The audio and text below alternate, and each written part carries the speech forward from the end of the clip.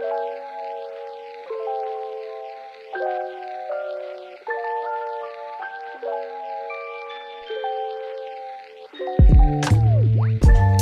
and welcome to the Smart Beauty Podcast. I'm your host, Viola Levy, beauty journalist and founder of copy-led branding agency, Smart Beauty Creative. We're here to create your brand voice and craft the story behind it.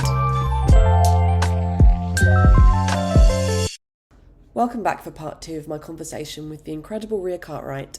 In this episode, we dive deeper into her time as head of beauty buying at Liberty, where she shares invaluable insights about what it takes to stand out in a competitive market.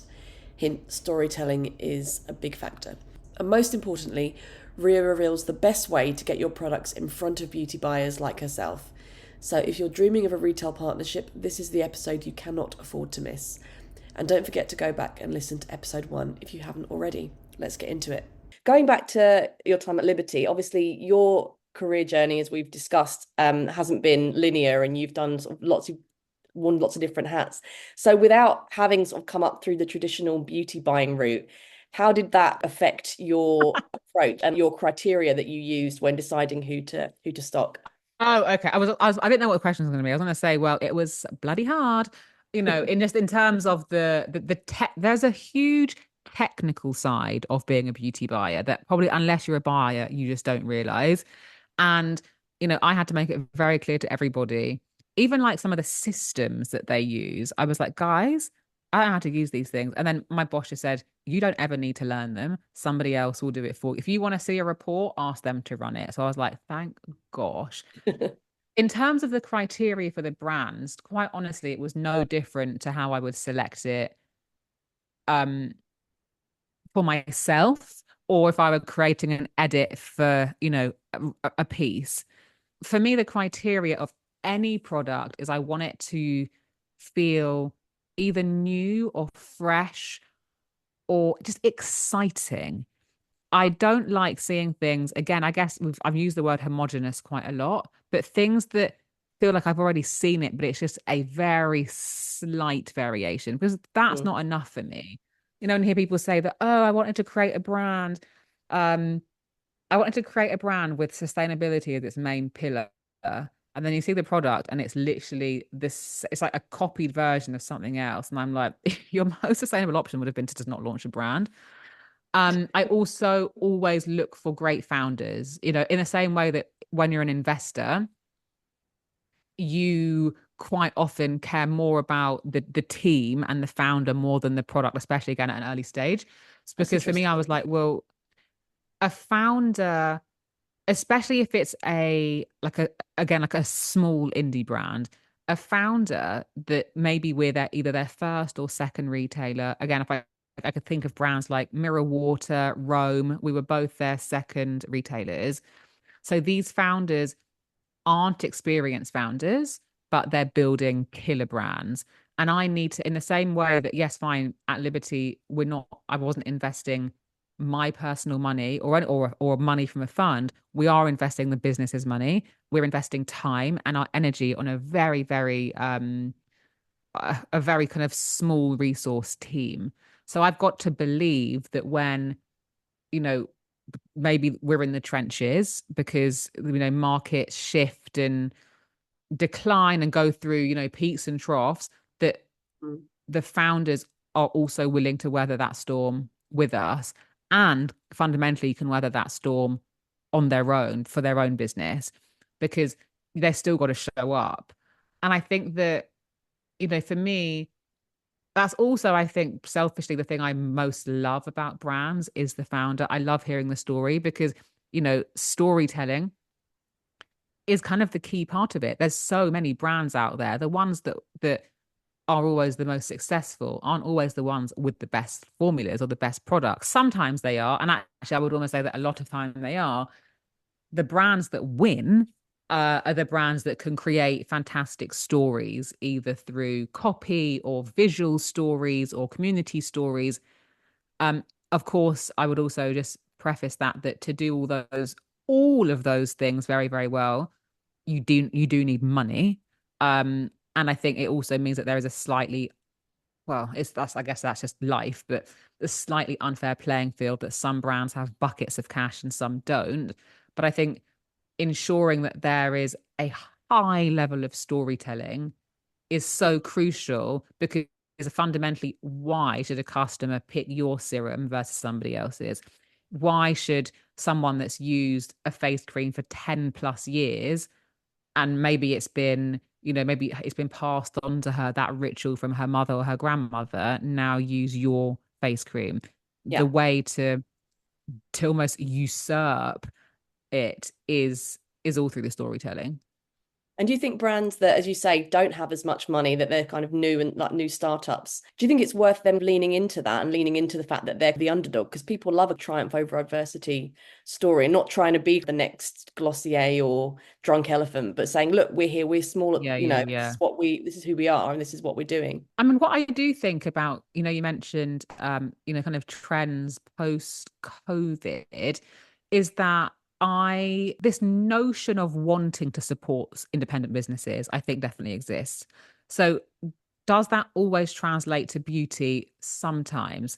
I say sometimes because fundamentally people buy any product to look and feel better in some capacity. So if the product has got great storytelling, yes, they're a stunning independent business, but the product is not as efficient as generic brand XYZ, then Mm, people aren't going to buy it. But for sure, I think that, you know, knowing knowing that you're supporting an independent individual versus a conglomerate, I think is very attractive for a lot of people because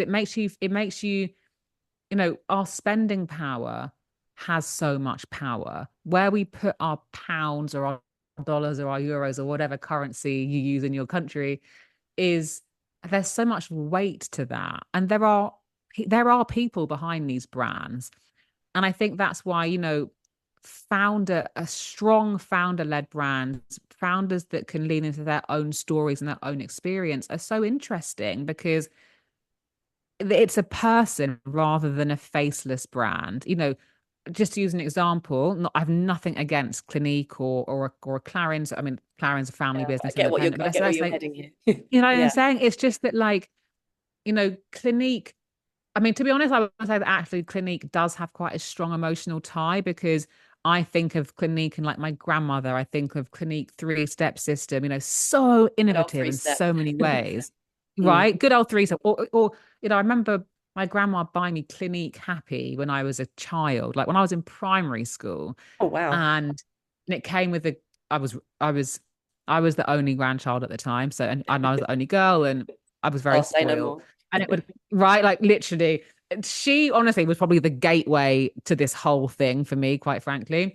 But it would come with a gift with purchase, and that would then become like my school bag. I mean, it was just joyous. But you see, maybe like a Clinique of now with their storytelling versus I don't know, Skin Rocks or even like a Estee Lauder, Mirror Water from Estee Lauder. Well, there's for sure going to be more emotional ties with either Mirror Water or Skin Rocks because you can relate it back to a person.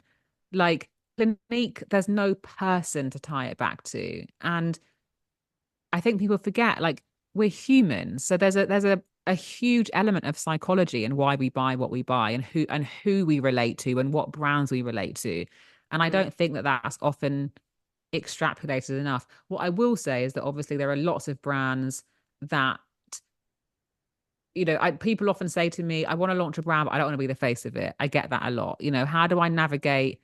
I've got great ideas, I've got great connections, but I don't want to be front and center. And I'm like, well, still go for it because you just have to be smart with your storytelling because if it's not centered around you and you don't want to show up for it in that way publicly, and again, not that you should ever have any obligation to. I think as well, some people aren't great at being public facing. No, like I was going to And I say, think being that a brand ambassador is a completely separate job in of itself. Like being an influencer is a exactly, completely separate job, exactly. and people Yeah, kind of don't, exactly. yeah, take that into account a lot. No, no. There's a brand that I'm definitely not going to say their name. But there's a brand that I can think of where their founder is so front and center, and I'm like, it's for sure it's putting people off. The other thing is that if the founder Really? is front and center, yeah, Yeah. yeah, yeah, because it's just like for some people, and again, it's that expression, right? Different strokes for different folks. So some things people are going to do that, a certain percentage are going to absolutely love and thrive. I always think to myself, well, not everybody loves Beyonce. Not everybody loves Taylor Swift. It doesn't matter if they've got, the Beehive and Swifties or whatever. They don't appeal to everybody. And it's the same with brands and therefore brand founders. It's Mm. okay if people don't like you. Like this whole thing of we're for everybody. Like, no, you're not, and that's okay. You don't have to be Yeah. everybody's cup of tea. But I think it's really if people actually, don't want to be the face, or like you said, that almost like that ambassador, or they don't want to build a personal brand, then don't. There's no just because it's for sure become a big, not even trend. It's just maybe I think it as has happened organically with again with the rise of social media.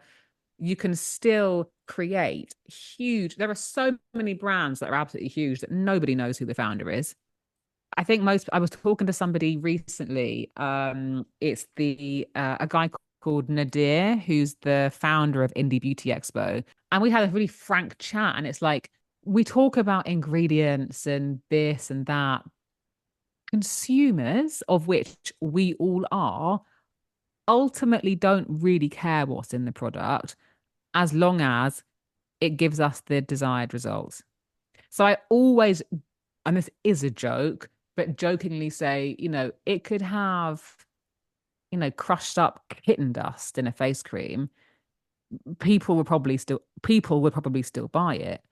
Um, and people are like, oh no, they wouldn't. And I'm like, "Hmm, you forget how vain people are. You forget, and again, I think that that almost comes down to not them being vain, it's the standards that are pushed on us. But among all the toot, there are some absolute gems. And I think we're so lucky to live in a time where there is such a broad spectrum of Mm. product. There's such a broad spectrum of what beauty is. And frankly, the widening of the standards and which it's at a far more inclusive space now than even 5 years ago, let alone 50. And I think that's fantastic. And honestly, like, long may that continue. I mean, given that you say all the that is out there, do you think there are any gaps in the market where you think brands are missing a trick? Yeah. I mean, I don't there are so many gaps. It's more, I think, a thing of is for me, the people that have so much power in the industry are beauty senior beauty editors because they very much influence what um what a customer will buy because they will read it in a magazine, and also the beauty buyer is the second person. And I don't think much is spoken about how, because if a brand goes into a retailer, especially a prestigious one, it's like the ultimate co-signing. The a buyer, you literally decide what the products that a customer can shop. So because of conversations that we've had already today in terms of the fact that, well, some of the buy you have to have a really strong sense of commercial acumen. I would almost say that a lot of, this may be rude for me to say this, but a lot of beauty buyers aren't, and almost beauty editors are quite lazy. They want products to arrive at their desks rather than them hunting them out. Very, very rarely, if I'm being completely honest, do I hear of either beauty directors that are of a very kind of senior and very experienced, and similarly with buyers where they are on the hunt. And I think that maybe because they're tired, or again, because well, probably also well because they're busy, quite frankly. Is he But getting I taken think out for if you, breakfast by luxury yeah, brands? We won't go there. That's a whole nother yeah, we podcast. won't. Let's not. I don't want to be blacklisted. Um, but I think, part of being in this industry is trying to find the next big thing. And that's what I love to do. I've always loved, I remember I'd be like 19 and I did French and Spanish at university, so unrelated to the industry in the slightest. And in my spare time, I would read, this is not even a joke, personal care trend reports from South America. So I genuinely remember, reading this report about how the personal care trends were shifting in, like Chile and Mm. Ecuador. Why am I reading that at 19? God knows, but I found it fascinating. And I just think if you lose the curiosity, then we won't even, the brands that are filling the gap, we won't even see them because they'll never get the airtime. And they Yeah. need the airtime to drive sales to then maybe get investment or to maybe get a feature or for them, an influencer. Because even influencers, again, this is such a blanket statement, but they're busy. They are busy doing their jobs, creating content, running businesses on the side. Again, some of them are, mothers as well, whatever they're doing. So what should it be also their job to go out and hunt to find the next best thing as well? If you're being sent the best, well, the perceived best of the best. Let me be careful what I say. If you're being sent package after package of the best-selling products, you don't really have much incentive to go and find something new because Yeah. why would you? And also, all of those brands anyway are launching so many new products, 3 to 4 times a year, that to find a new brand doing a new thing, frankly, isn't high on your priority list, which again goes back to why we keep seeing the same brands being spoken about time and time and time again. Mm. And I think for consumers, it's just my perception, and maybe that's differently. What for me is so interesting is we live in a time where we've got the most amount of information and access to information we have ever had, right? We've got the internet and social media. Again, some of it's obviously misinformation, but still the most amount of content and education we have ever had. And yet, I would say that I would imagine that consumers, because of the sheer amount of brands that have launched in the last five-ish years, are more confused than ever. Yeah, 100%. Because it's just so I think overwhelming, that, isn't it? yeah, exactly. It's so overwhelming. It's intimidating. I don't think that many retailers do a great job at the education side anymore. I think that as well because of the fact that, you've got, London living wage is frankly laughable. So for people that work on the shop floor, which is a hard bloody graft, I worked shop floor beauty retail for probably full time 5 to 6 years. I remember asking somebody, actually it was somebody at Liberty, but they're not there anymore. And I was like, "Oh, did you ever work on the shop floor?" And she was like, "Oh yeah, I did." And I was like, "Oh no." It was like, "Well, I was a Saturday girl," and I was like, "Oh, okay," because you're a Saturday girl, whereas I was like properly doing, I worked like Christmas Eve, Boxing Day. Like if you've done a stock take for a beauty brand, is hell. Where you've got like every single thing looks the same, and you're like, how many of crushed amethyst do we have, or whatever the eyeshadow net? Like it's horrible. Or I worked Boxing Day in Harrods. It was kind of fun, but I was like, I would much rather be at home eating a mince pie. You know what I'm saying?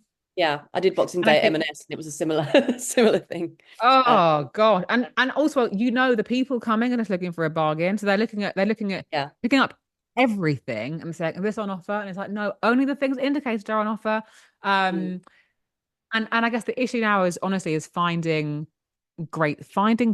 lot of problems that brands are having now actually, well, not it's bizarrely finding great staff, finding great shop floor staff, people that are in like so passionate about a brand, have great customer service, potentially have, the technical skills if they're working for a makeup brand or, maybe they're a facialist or a spa-led brand, finding great people to work for, £8, £9 an hour is bloody hard because who wants to do that for £8 or £9 an Yeah. hour? You know what I'm saying? So what happens is you go into certain retail stores or certain beauty retailers that have great product but a really crap experience. It's like a very non-uniform experience. You could go to, and I guess I will say names, but ignore the locations because it doesn't matter. You could go to a Space NK in Henley versus Space NK Duke of York Square.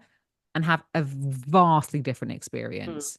I Mm. remember going into the Duke of York Square store once. It was I'd actually come from the organic pharmacy across the road, so it was like mid-morning, let's say half 11 a.m., and it was a Tuesday or a Wednesday. There was no joke about 8 to 10 members of staff. I was in there for probably 45 minutes and I bought some makeup. Not one of them spoke to me. I didn't have earphones, not even a hello, by the way, Wow. which back in my day, to sound like an old woman, you could never get away with that. Like Mm. that just the concept of seeing a customer walk in and you not greeting them at the very least, let alone saying, "Do you want some help?" Mister, hi, how are you today? Not like, "Do you need some help?" Like, because I'll probably say no Mm. to the help. But for you to not even say, "Hi, welcome, hi, how are you?" is crazy. And I think that's the problem with the experiences now in a lot of the retail stores. And I think that's why people, you know, I love beauty retail. It's my favorite thing. You go in store, whether you're going to be buying or not, and you just have fun. You're playing, you're spritzing, you're swatching, you're smelling. It's just such a sensual, fun experience. And creating those experiences for people and for customers is something that I also love doing, but Mm. the experiences are underpinned by the staff. If you can have the best experience or the best idea for an experience, if you don't have great people, I guess leading the experience, then the experience doesn't stand. It's like I Yeah. always think if you go to a restaurant, if I go to a restaurant and have the best food I've ever had, but the serving staff are miserable or are rude, I will be disappointed. Whereas if I go to a place where the food is kind of subpar, but I have a fantastic service, that to me is more that to me is more of a win. That to me is Yeah. more interesting. It's the idea of being looked after, isn't it? And just being kind of taken care of. That's it. And That you've hit the nail on the head. It's let us look after you. Let us take mm, care of you. And that's what retail, especially beauty retail and especially luxury beauty retail should be. It's you've left your house, you've come to us out of all the other stores you could have gone to.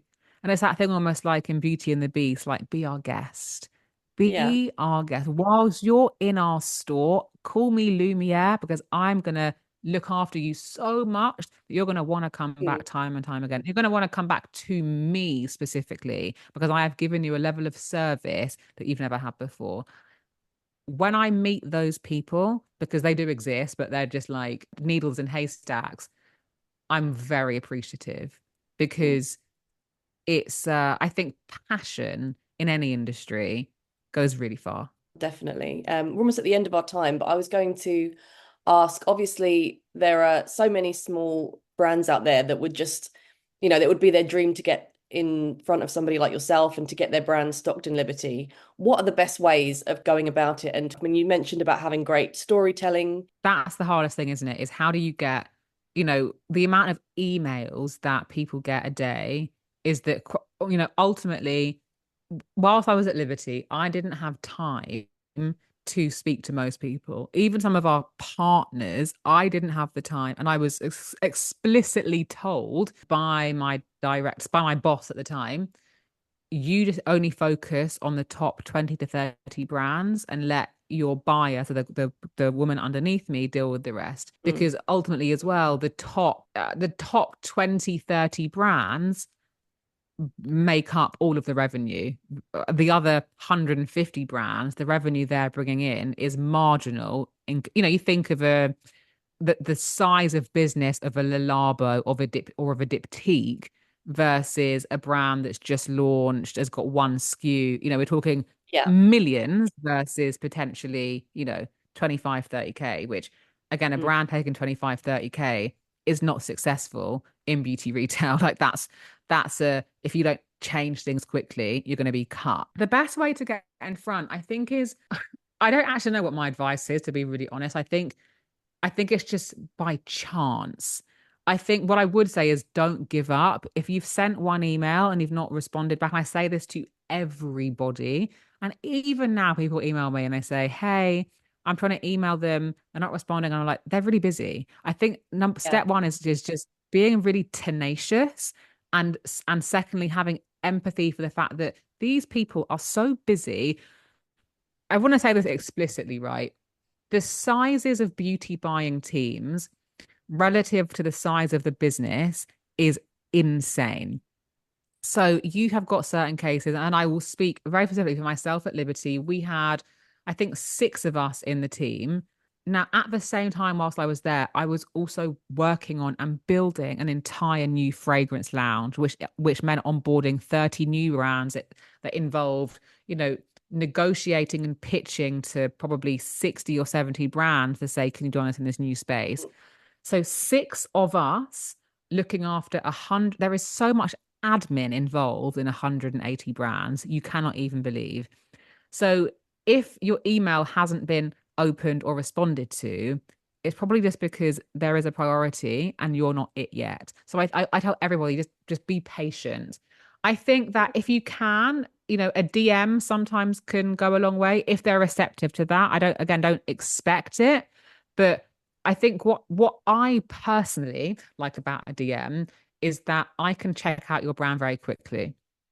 Mm. And I used to always tell everybody that whenever, regardless of kind of the whatever kind of hats I have worn on a professional level, as soon as I'm sent a deck or a brand website, I go to the Instagram straight away because the Instagram tells me more than a website can. I can understand maybe who the community is. I can understand, how their approach to things. So a DM is sometimes quite nice because then I think someone can see not just the product but also who the community is. And the other thing I would say is just be smart. So if you know that whether it's a buyer or a journalist or an investor, whoever it is going to be talking at an event, at a conference, go. Go and book a ticket or and say and try and not pounce on them, but see if at the end you can go up and say, hey, it was so nice to hear you speak, by the way, I'm so and so. Like, just do the Yeah. in real life thing. I think people forget that, like, there are so many events and conferences, and if I want to find someone, best believe I'll find them. You know what I'm saying? And I think that, like, Track them people down. forget that, like, yeah, like I will track you down somehow, especially if they're in the country. And even as I told you, when I met the guy from Indie Beauty Expo, I sent him a DM. He didn't know me. Sent him a Mm. DM. I knew people that work there because I've written for the publication, but he did not know who I was. And I was like, I want to come to this conference. And I actually said, can I have a ticket for free? And he said, no. I said, okay, that's a bit annoying, but I get it. It was like a £1,500 ticket. And then he was like, but I am going to be doing meetings on Wednesday if you want a coffee. I said, I'll be there. Of Mm. course I'm going to be there. Like, and I think, again, it's that thing of, if you're going to go to a meeting to someone, say, I say to people, I will come to you. I will come to your office. Tell me what your favorite coffee is. I will bring it to you.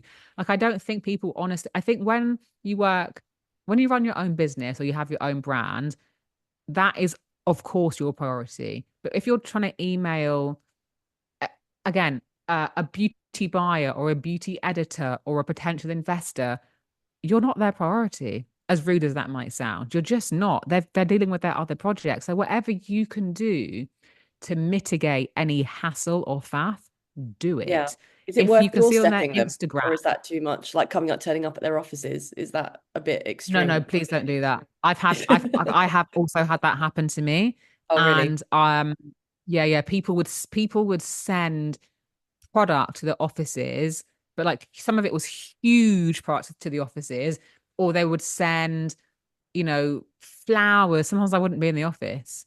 So, and so I would say that, and I did say this, I did a talk at the Coty annual conference in the summer, and someone said, how can we get buyers to essentially treat our brands better? And I did say, listen, flattery and gifts goes a long way.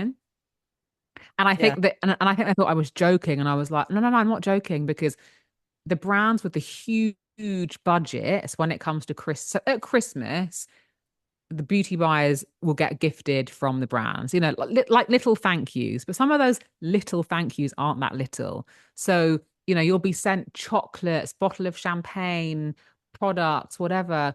And I'm like, if your brand has the budget to send a beautiful, personalized gift, then send it Mm.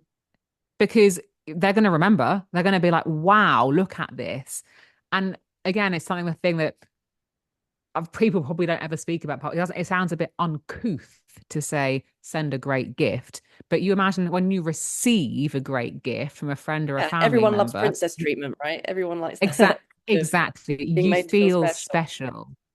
Yeah, Mm. so if it's within your means, do something that makes them feel special. And I think that, though, again, it's almost like those human touches really do go a long way. You might send them a bunch of flowers that are stunning and they still might not like the brand. Fine. Again, you're Mm. not for everybody. There'll be another brand, another retailer, another editor that will love you. But you've got to try. And I think people are quite often so hyper fixated on it being, let's meet up for it in real life coffee. Let's go for a lunch. First of all, I personally hate lunches.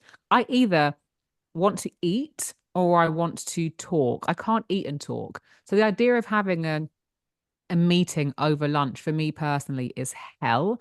I love a let's if it's not raining and it's kind of sunny, let's go for a walk in a park, and a coffee and a chat, or we go to a gallery where it's warm and it's private and we can look at Yeah. art and be inspired whilst also having a really fluid conversation. But to be just sat opposite someone, especially somebody new, I personally don't love it. Also, if you say art gallery, you also look very cultured, which I think is quite nice. Yeah. But I just think Yeah.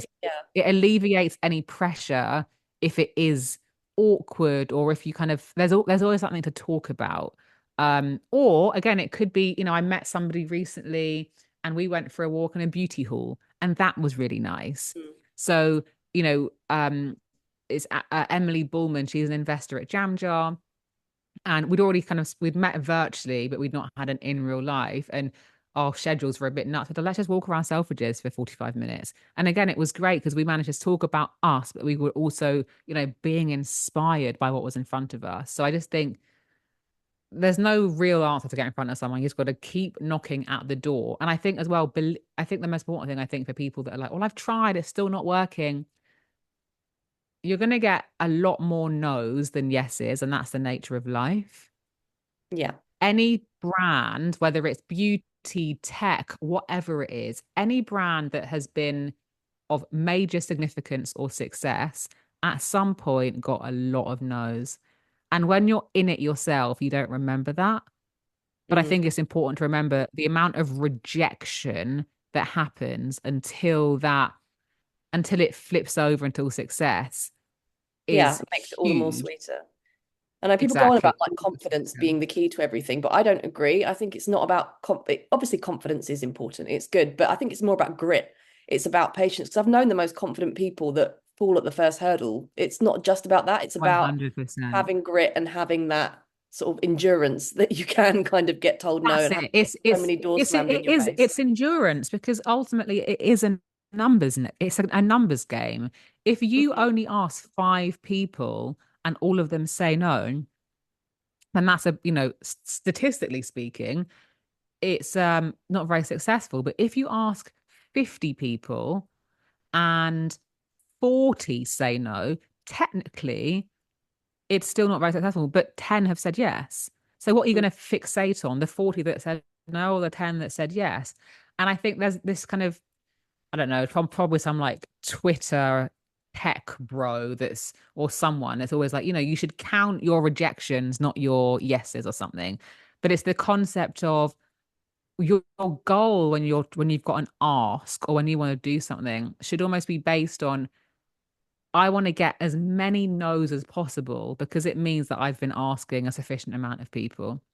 Mm. That's a good way of looking at And I it. think if you know what I'm saying, like if you think you're going to be able to just, all of a sudden become the number one brand or be placed in the number one retailer and you've only asked three people, honestly, honey, just try harder. Yeah, if it's Like, that easy, like you know, everyone would do it. It's the fact that only a few, get to that exactly. place, get to that Exactly. yeah. And what's next for you? Like what's before we head off, what is your like next project and what have you got kind of coming up in the pipeline? Um, Next product. So I'm working with two very, very exciting clients right now. One is I think my best friend's brand, Wild Sauce. So female founder based in Bristol. She's already in Liberty, was in Harrods, is going into Babington, is next year further expanding into some more luxury retailers, which I can't say yet. So that's exciting and it's fun and it feels like family because she's a friend of mine. I'm also working with an amazing French entrepreneur called Marina Camus, who is launching a beauty accelerator. She's got a supply chain background, like mm, very experienced supply chain background, which is very rare to have that kind of person launch a brand. It's normally, someone that's in sales or marketing or the perceived sexy side, and there is nothing sexy about supply chain. But what it does mean is that she's a genius because she's thinking about demand planning and forecasting in numbers in a way that honestly most typical founders and CEOs or kind of self-titled CEOs, to make it very clear, don't often think about. Um, so I don't want to say kind of what the kind of initial brand coming out of that is, but it's great having that perspective and building something that I really believe could be a hugely successful entity. And then on personal, I guess my non-clients, I'm always kind of talking to brands and founders.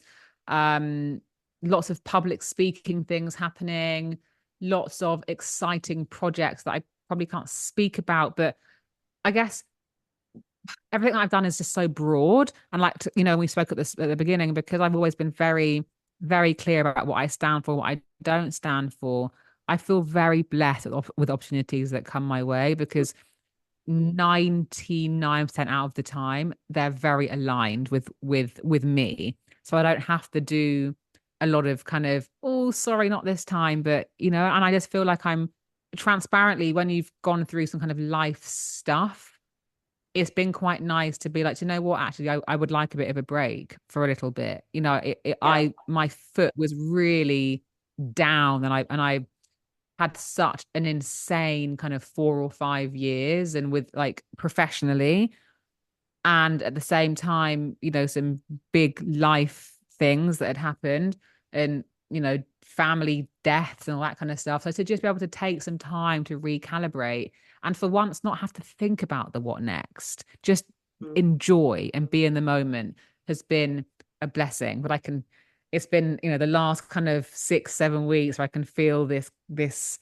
energy and this power and this pace come back. And I'm like, truly, I think my next big thing, I think, will be more based around me, Mm.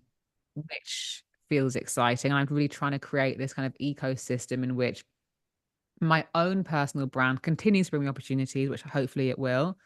That can also lean into my consulting.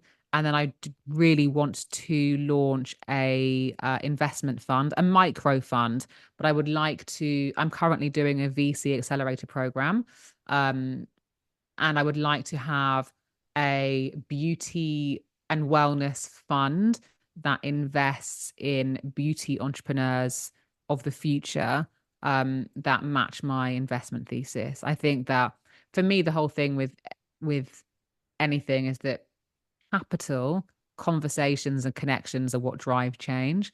And if you're not from certain backgrounds, having access to all three of those things is very hard. You know, you and Absolutely. me, we come from quite similar socioeconomic backgrounds.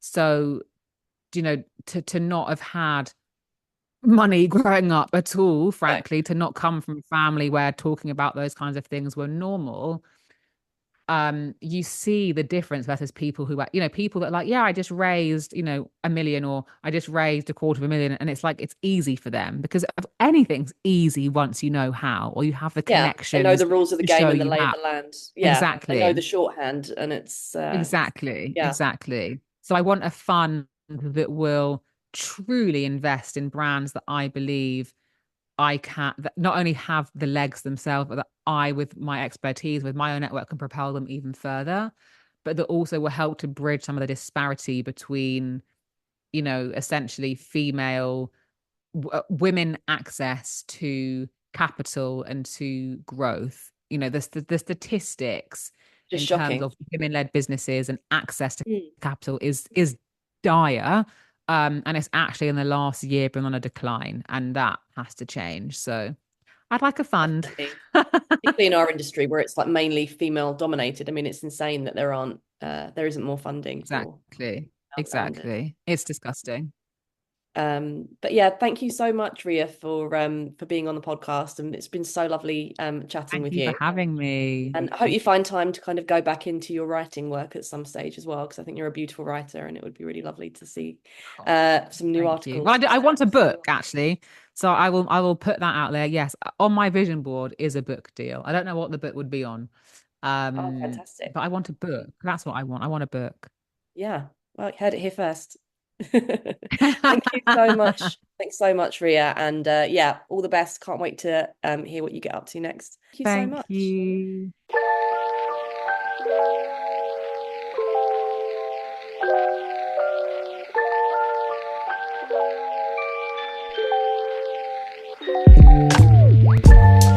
I hope you enjoyed that episode. All links will be in the show notes, and feel free to visit smartbeautycreative.com or visit us over on Instagram to find out more about what we do. And if you enjoyed listening, please don't forget to rate and review Smart Beauty on iTunes, as it helps people find us. See you next time.